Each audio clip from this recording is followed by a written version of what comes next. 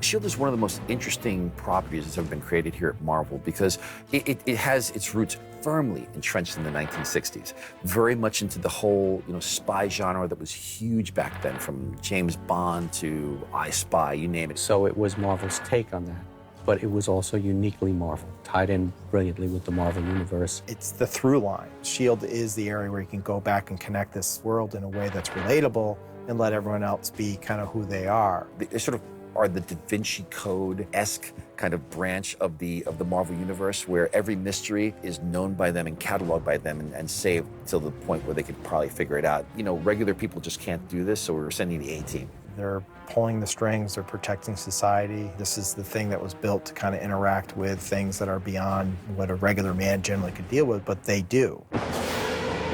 You have this great grizzled war vet, Nick Fury, Sergeant Fury, who ends up running this international organization, peacekeeping organization. This is a way of taking a character who you think might have been misplaced in the 60s and finding a place for him. This was a hard-bitten, tough guy, and yet he was a fantastic choice to run the S.H.I.E.L.D. organization. Nick is Nick. And you kind of take him for granted.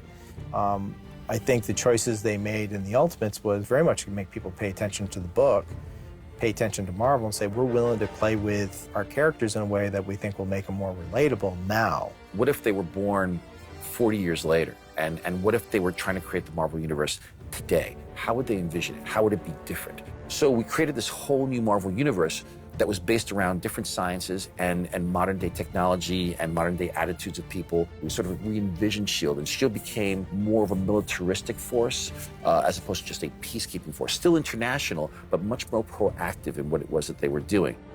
We created Nick Fury as an African-American character, which we felt was something that we needed to do. The movie version, very inspired by the Ultimates version with the help of Mr. Jackson, and he's proven to be very cooperative on the publishing side also. When I was a kid, Nick Fury was a white guy running through the jungle with a whole bunch of other white guys.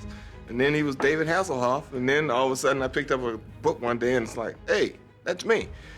Oh, wow. Hey, I'm Nick Fury. This Nick Fury kind of reflected that he would get involved in your private life, that he would investigate you without your knowledge, and that he wasn't quite the good guy, that he had a darker side to him, which Nick Fury, when he was running S.H.I.E.L.D. back in the 60s, that was never really explored. He's kind of got something behind him. You don't know what his pure motivations are, which is not unusual when you're dealing with a secret governmental society.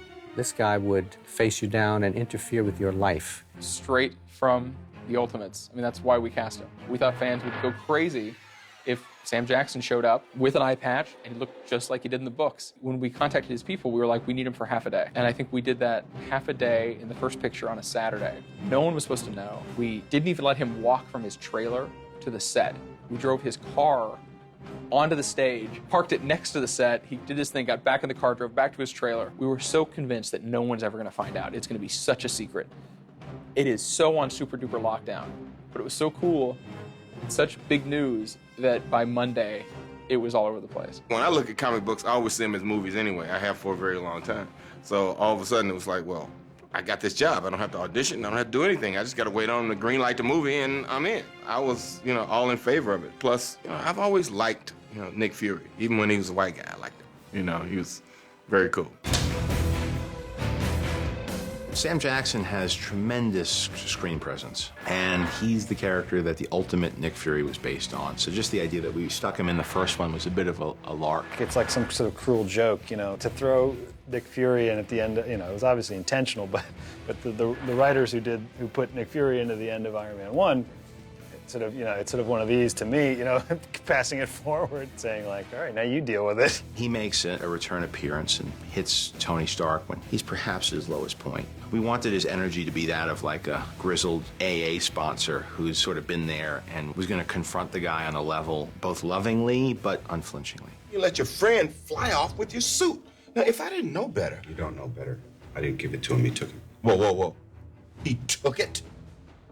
You're Iron Man, and he took the suit from you? People can take things from Iron Man, and he can't take them back? Is that right? I'm here to give some exposition. Maybe next time I'll get to kick some ass. I go slow. The same thing happened in Star Wars. I showed up, I didn't do anything, went to a funeral. Next time I showed up, I kind of sat there and talked to some people. Next time I got to kick some ass.